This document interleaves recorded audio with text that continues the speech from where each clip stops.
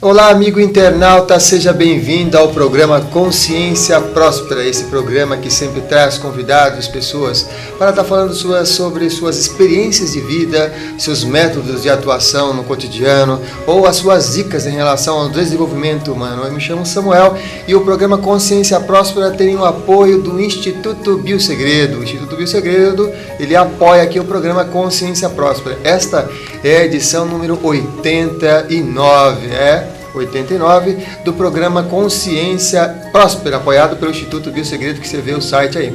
E na parte técnica, na produção de áudio e vídeo, está o Alexandre Ferreira, do Ale Production, é isso mesmo. E nós temos hoje, nessa edição do programa Consciência Próspera, muitas novidades para você. Acredito que você vai apreciar bastante, viu?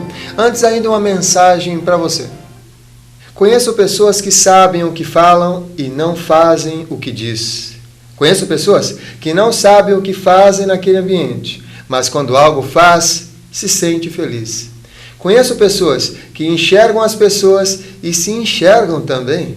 Conheço pessoas que pouco falam, mas fazem, praticam o que a alma diz. Uma mensagem para você aí nesse início da edição do programa número 89 do programa Consciência Próspera. E nesse bloco do programa nós teremos o tema que é Discursos e Práticas de Gestão de Pessoas e Equipes, que é o título deste livro aqui, publicado pela editora Campus Elsevier, pelo Gustavo Bug e Marcelo Bug. Nós estamos aqui com os autores aqui no estúdio para estar falando sobre esse assunto. Tudo bem com vocês? Olá, boa tarde. Boa tarde. Boa noite. Bom dia. Não sabemos que horário que vai ser transmitido o programa, então a gente já dá um boa tarde. Bom dia, boa tarde, boa noite. Exatamente. Tudo bem com vocês? Muito bem, obrigado pela oportunidade. A nossa oportunidade também de ter, né, os autores do livro também para trazer as suas informações, seus comentários, suas dicas sobre gestão e sobre diversos outros assuntos relacionados com a temática empresarial e gestão, né? Mas me diz uma coisa, vocês são Gustavo Bug e Marcelo Bug. O que é que inspirou a criação da empresa Bug? Qual é a trajetória de vocês? Como é que começou isso? Bom, eu como mais velho vou começar, né? Porque o Sistema Bug foi criado em 1983, tá? Portanto, nós já estamos próximos de 30 anos de atuação no mercado. Eu anteriormente trabalhei em diversas organizações e achei que estava na hora de fazer um voo por conta própria, um voo autônomo. E a empresa foi criada exatamente para ajudar as pessoas individualmente, aos grupos e as organizações atingirem degraus mais evoluídos, mais avançados de desenvolvimento.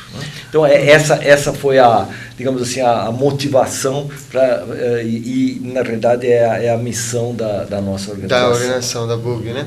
Vocês têm diversos, a Bug tem, a família Bug, o sistema Bug tem diversos livros publicados, né? Entre eles agora também esse que é o Discursos e Práticas de Gestão de Pessoas e Equipes. E como é que surgiu essa ideia ou essa prática? Quanto tempo demorou? Como é que foi? Como é que se deu a pesquisa? Como é que se deu? Esse é um livro que vem fruto de um processo, né? Então, como o Gustavo colocou, né, nós temos todo esse objetivo, né, de desenvolvimento. E nós temos observado, né, que muito do que se fala nem sempre é aquilo que se pratica nas organizações. Esse é o que motivou o título aqui. Então, como nós fizemos isso? Né? Muito do que se fala são os discursos, né? Então, todos os, vamos dizer assim, discursos muito politicamente corretos. Muito bonitos, e na hora do vamos ver, nem sempre. Então, por exemplo, né, assim, os recursos humanos são é o nosso principal patrimônio. Mas aperta um pouquinho e tem cortes de massas, enfim, o primeiro que vai embora, né? Enfim, e as práticas, elas foram observadas através de um trabalho que nós temos, que é justamente de diagnóstico, é um trabalho de pesquisa de clima organizacional, onde o colaborador vai dizer o que ele pensa em estar atuando dentro da organização onde ele atua, né? E aí a gente apurou que existe um gap bastante importante, e isso é o que está registrado aqui nesse livro. Então, o que quer dizer que o livro ele tem um estudo, tem uma pesquisa e ele tem práticas que as pessoas podem desenvolver, é isso? São dinâmicas, são comportamentais, como é que são essas práticas? Sim, na verdade, assim, o livro ele tem toda uma parte dos discursos que são observados, sim, tem toda uma parte das práticas que nós também fizemos, né, esse levantamento. Então, falando rapidamente, então, nós fizemos um apanhado de 50 pesquisas, pegamos na época que saiu as últimas 50 pesquisas, juntamos 50 empresas, é isso? Isso, são empresas. 50 organizações. Isso, né, e a partir disso nós extraímos, né, as informações e pegamos o que de comum tem nessas empresas. Né? Nós temos aí alguma coisa como por volta de 32 mil pessoas, 32 mil pessoas que participaram. Então, esse livro, de alguma forma, ele condensa esse conhecimento, essas práticas em território nacional. Né? E isso se aplica tanto a empresas multinacionais, empresas nacionais, órgãos governamentais. Então, a gente tem uma amostra assim, bastante representativa do que existe no Brasil. Então, além dos discursos, das práticas, só concluindo, existem sim, também alguns roteiros. Né? Então, então eu percebo que tem um discurso, a prática é outra, e o que eu faço? Né? Então, nós temos ao longo aqui do texto, né, diversos roteiros de ação, onde vai justo fazer com que a pessoa... qual é o próximo passo? O que eu faço sabendo disso? E nessa questão de estudar essas gestão de pessoas e equipes, o que você tem observado? Existem algumas empresas, ou você tem conhecimento de organizações em que tem uma boa gestão de pessoas e equipes, e como que elas agem? Quais são o segredo dessas gestões de pessoas e equipes? O que mais comove, o que mais que movimenta realmente, que modifica o clima da empresa? Eu diria... positivo, né? Talvez o grande segredo é que quando o discurso está alinhado com a prática, uhum, né, eu diria mais ainda, um discurso positivo aliado a uma prática positiva. E o que a gente observa é o seguinte, quando existem 3 elementos que devem estar integrados para que o clima e os resultados da organização aconteçam de uma forma positiva. Um polo é a direção da empresa, outro polo são os gestores, e um terceiro polo é a área chamada de gestão de pessoas ou recursos humanos, como é normalmente conhecida. Né? Então, a gente observa o seguinte, quando a diretoria apresenta-se uma direção clara, estabelece um modelo de gestão, os critérios que vão ser, por exemplo, utilizados para avaliar o desempenho de pessoas. Só abrindo um parêntese, Samuel. Muitas organizações dizem o seguinte, não, aqui o que vale é o desempenho, esse é o discurso. Só que na hora da prática, a gente observa muitas vezes que existem favoritismos, injustiças, né? Em empresas familiares é muito comum se misturar critérios familiares com critérios de gestão, né? Uhum. E isso dá uma confusão daquelas, né? Isso acontece em empresas públicas, onde se misturam ideologias políticas com desempenho, isso acontece em empresa multinacional e assim por diante. Então, eu estava dizendo assim, uma coisa, né, Marcelo, é esse polo da direção que deve dar esse direcionamento claro. Existe, eu vou pegar o terceiro, que é a área de recursos humanos, que é uma área que deve estar puxando os processos de desenvolvimento das pessoas, das organizações, com bons sistemas de trabalho, com um sistema de reconhecimento e recompensa adequado, processos de treinamento e assim por diante. Né? E nós temos depois o polo dos gestores, né, onde se pratica a liderança. E eu vou pedir que o Marcelo fale um pouquinho sobre a liderança, que tem tudo a ver com o clima da organização. Eu vou encaixar com uma pergunta, então, nessa questão da liderança. Se uma pessoa, por exemplo, está organizando uma nova empresa, como é que seria, então, para essa liderança, para transformar um grupo de pessoas em uma verdadeira equipe?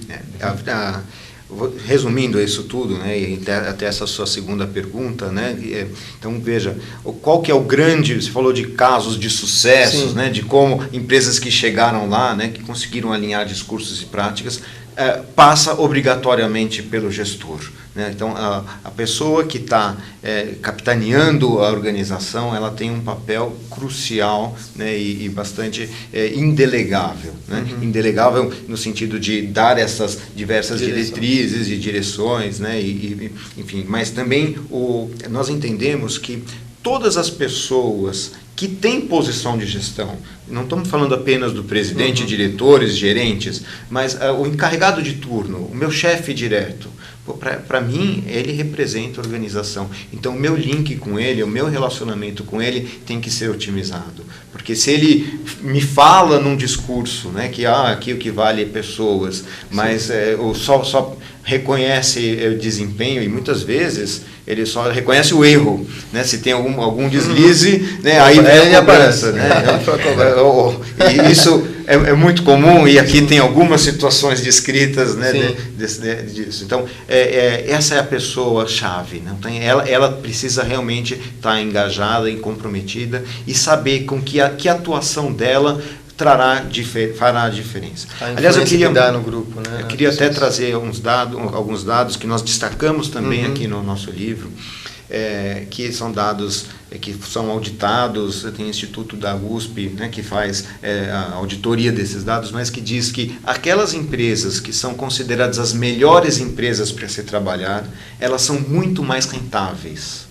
Então, não é que vamos apenas cuidar da liderança, não. Isso é altamente estratégico, isso traz dinheiro para a organização.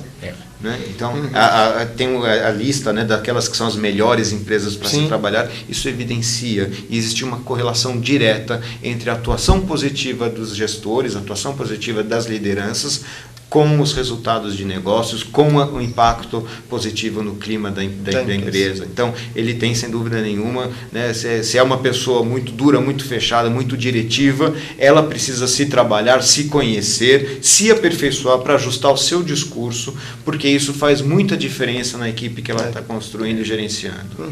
E voltando àquela pergunta que eu tinha feito sobre grupos formados, grupos em equipes, para aquela pessoa que está começando uma empresa, iniciando uma empresa, que dica você daria para essa pessoa que está começando agora e precisa transformar um grupo novo de pessoas em uma equipe realmente que foque num clima bacana, positivo na empresa, numa lucratividade da empresa? Que dicas vocês dariam?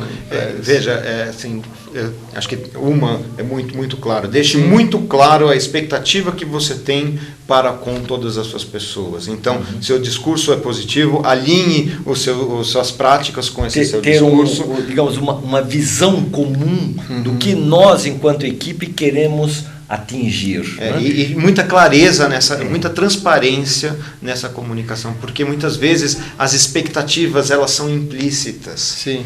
Né? Então, eu tenho uma expectativa que se eu fizer um bom trabalho, o meu chefe vai reconhecer e depois ele vai me dar um aumento ou uma nova promoção, né? E às vezes isso é uma expectativa minha, isso nunca foi explicitado. Então, é importante colocar muito às claras, né, todas essas a importância da comunicação, né, em relação às equipes das pessoas. Não só do funcionário para com a empresa, mas da empresa para com o funcionário. E eu acho que até entrando, fazendo aqui um link com o próprio nome do programa, né? Quer dizer, se nós queremos que a nossa organização seja próspera, seja rentável, traga bons resultados, encante clientes, assim por diante, eu diria assim, se você está montando uma nova organização, é claro que você tem objetivos, né? E se você transmitir, como o Marcelo disse, de uma forma clara, eu diria, talvez ir um degrau além, entende? Transformar esses objetivos quase numa causa. Sabe? Porque as pessoas, quando enxergam uma causa, o quanto aquilo de alguma forma está contribuindo para que os clientes estejam mais satisfeitos, que a comunidade de alguma forma está atendida, que aquilo ecologicamente é legal e assim por diante, tá? Você vai conseguir uma coisa que o dinheiro não compra, que se chama comprometimento. Que é bem diferente de você estar fazendo o serviço ou alguma coisa sem nenhum, só por o ganho material. Claro, né, porque, digamos, se eu faço... Aliás, em nosso livro, nas nossas pesquisas, a gente trabalha de uma forma numérica o que eu dou para a organização e o que eu recebo da organização. Isso deve ter um equilíbrio entre esses dois fatores. Tá? Isso é muito importante. O Marcelo estava falando sobre liderança, o poder de gestão, né? E aqui no programa a gente já teve diversos convidados, comunicadores e professores que veio falar sobre diversos tipos de liderança. Para vocês, para o método do sistema Bug, como que vocês entendem um bom líder? O que é a liderança realmente? O líder, independente se eu tenho uma caixinha no organograma da empresa, né, esse gestor, esse líder, ele deve fundamentalmente ser uma pessoa que usa muito mais da sua autoridade do que, digamos, de um poder hierárquico, né? Eu diria, a gente precisa sair daquele modelo de liderança do chefe mandão, né? O que define assim por diante. Eu diria, talvez muito mais próximo de um modelo que a gente chama do maestro de uma orquestra, né? O maestro, ele deve inspirar os músicos, ele vai trabalhar com gente extremamente competente, muito bem treinada, né? Que conhece a música que vai ser tocada, né? Dá a sua contribuição e assim por diante. Então, o líder inspirador, ele de alguma forma, ele consegue congregar e alinhar todas essas forças, essas energias para um objetivo comum que é considerado quase que uma causa pela organização. Né? E eu acho que aí a gente consegue ter esse modelo. Modelo de bom líder. Se você me permite, Samuel, eu acho que uma coisa que é importante, também isso destacado em nosso livro, os gestores, as pessoas que, enfim, ocupam um cargo de liderança, eles são promovidos a esse cargo, em geral, porque são bons técnicos. Porque tem tempo de casa, porque foram leais à nossa organização e assim por diante. Então, para que eu, empresa, não o perca, eu dou um cargo de gestão.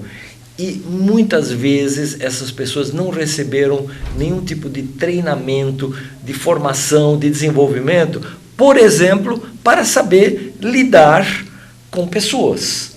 Tem gente que lida legal com números, com computadores, assim por diante, mas na hora de lidar com gente, né, a gente diz assim, meio na brincadeira, mas tem um fundo de verdade, né? Pessoas não vêm com manual de instrução, né? Okay, né? Você compra um equipamento, vem o manual de instrução. As pessoas não vêm com manual de instrução. Verdade. Agora vamos tocar num ponto relacionado inclusive com pessoas, porque nas empresas que influencia, né, que tem diversas influências no meio do clima empresarial, tem uma das coisas que é quase que sempre presente. Qual é o resultado em relação às suas pesquisas, em relação àqueles comportamentos das pessoas, do disque-disque, da fofoca? Como que essas falas, muitas vezes negativas, contribuem para o clima da empresa, qual a influência e, melhor ainda, né, o que pode ser feito em relação a isso? Tá bom. Veja, nós pegamos essas diversas pesquisas e tem alguns que são os considerados pontos fortes, né? Então, em geral, a gente encontra como ponto forte orgulho, né? A vontade de permanecer na empresa ou de não ser despedido também pode ser entendido assim, né? Então, esse orgulho, sentimento de pertencer à organização é visto como muito forte. Mas, por outro lado, questão ligadas a grupos fechados, panelinhas. Então, eu com minha equipe direta, né? Questão de fofoca. Fofoca é o segundo pior item que a pesquisa revelou. O problema mais grave, os índices de satisfação. Tem uma das frases que nós usamos muito nas nossas pesquisas, é assim, na nossa organização existem poucas fofocas, rumores e boatos. E as pessoas falam, não, mentira, eu discordo totalmente com isso, porque aqui existe muita fofoca, muito rumor, muito boato, né? Então, aqui a gente fica sabendo das coisas da empresa por conversas na hora do almoço, no corredor, no elevador, enfim. Então é aí que a gente acaba se abastecendo de informações. E nesse caso, quando se tem um grupo de pessoas que está ciente de que existe muita fofoca, o que os gestores, o que pode ser feito em relação? O que pode ser feito? Bom, então, primeiro há de se formar, né, as pessoas precisam de informação. Assim como a gente precisa de oxigênio, todo mundo precisa de informação. Precisa de informação. Então vamos nos buscar, vamos nos abastecer de informação. Se eu não tenho informação nos meios oficiais, o meu gestor, o meu chefe vai lá e me fala as coisas às claras, né? Então, o que vai acontecer? Eu vou acabar buscando informação no corredor, com meu colega, né? Com a moça que trabalha naquele departamento, que trouxe uma notícia, alguma coisa quente que vazou. Então, a gente vai acabar, isso que é fofoca, né? Acaba se abastecendo. Então, ter um sistema formal de informações é algo absolutamente importante, né, para você ter isso. E como você consegue isso? Através da atuação positiva dos gestores. Novamente, liderança influencia muito nisso. Todos os meios, né, Facebook, Twitter, LinkedIn, e-mails, redes sociais, tudo isso é muito importante, isso não pode ser de forma alguma menosprezado, fundamental. Mas a gente sente que as pessoas têm necessidade daquela comunicação quente, sabe? Comunicação olho no olho, sabe? Quer dizer, o meu chefe vem e conta para mim o que está acontecendo, né? De uma forma transparente, clara e assim por diante. Porque, como se me permite, disse, né, desculpa, só para fazer naquela listinha que eu estava falando dos problema de confiança. É um outro problema bastante grave que aparece dentro da pesquisa, né? Então, se você não tem esse alinhamento, sem dúvida nenhuma, gera um problema de confiança. Desculpa. Não, exatamente esse, o aspecto da confiança, essa comunicação olho no olho, assim por diante. E isso é especialmente importante para as novas gerações que estão entrando, a chamada geração Y, que está hoje já presente, é mais de 50% do efetivo, né? E já vem vindo, daqui a uns 4, 5 anos, está chegando a chamada geração Z, né? Que vai considerar a geração Y superada e obsoleta, e assim por diante. Essa geração precisa, além dos aspectos de TI, né, ela precisa desse contato olho no olho. Vocês que estão acompanhando a gente aqui no programa Consciência Próspera, tem uma das edições anteriores que é específico falando sobre a geração Y, citando também, inclusive, a geração Z. Mas eu vou fazer uma pergunta para os nossos autores aqui. Aqui no Brasil nós temos diversas empresas que são familiares, até como foi citado, né? E como que se dá? Vocês têm um sistema que boa parte das pessoas que compõem a empresa, ela é formada por familiares. Qual é a chave do sucesso de uma empresa familiar no Brasil, já que é uma porcentagem enorme, é uma empresa familiar? Vai. Vamos lá. Os mais velhos primeiro. Eu acho que uma das razões de sucesso é você não misturar as coisas. Eu quero dizer também. Tá? Significa o seguinte, existe o âmbito familiar, as relações familiares que são regidas por laços de amor. E as relações profissionais são regidas por laços de desempenho. Quando uma coisa mistura com a outra, dá confusão. Né? Dá o que se chama na linguagem de constelações sistêmicas, emaranhamentos. Entende? E quando dá emaranhamento, dá problema. Entende? E o que acontece em muitas organizações familiares, governamentais, os emaranhamentos se criam porque entram outros critérios que não os de desempenho no ambiente organizacional e a confusão está estabelecida. Isso também nos aspectos financeiros, né? Então, quem está numa empresa familiar não pode confundir o seu dinheiro pessoal com o dinheiro da organização. Faturamento na organização não significa que ele pode pegar e usar esse dinheiro. Né? Do jeito que ele quiser. Do jeito que ele quiser. Né? Quer dizer, a organização, enfim, tem o direito legal de estar usando aquilo lá, mas ele no papel profissional dele, quer dizer, não pode ter mais emaranhamentos nesse assunto também. Muito bem, a gente já está chegando já ao final desse primeiro bloco do programa Consciência Próspera, edição 89. Vou pedir para o Marcelo, então, deixar a sua mensagem final aos nossos amigos internautas. Bom, então, uma mensagem que eu deixo para vocês, assim, vale a pena alinhar discursos positivos com práticas positivas. Práticas positivas geram ambientes de negócios mais favoráveis ao sucesso, tanto profissional quanto pessoal, financeiro, em todos os aspectos. Então, procurem sempre alinhar bons discursos com boas práticas. Muito bom. E vamos pedir também para o nosso amigo aqui, o Gustavo, também deixar a sua mensagem para o nosso amigo internauta. Ok. Eu acho que é muito importante a gente reconhecer que por detrás dos papéis organizacionais tem gente.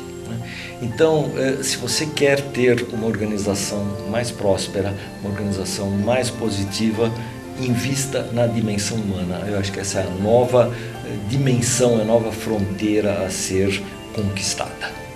A gente agradece então aqui a participação do Gustavo Bug e do Marcelo Bug aqui no programa Consciência Próspera, e agradece vocês também que estão acompanhando a gente aí pelo YouTube, pelas redes sociais em geral, e convidamos vocês a, se você gostou do programa, indicar, compartilhar com seus amigos e ficar sempre com a gente aí, sempre trazendo convidados interessantes que vão engrandecer aí com certeza, de alguma maneira, a sua forma de pensar e a sua visão de mundo.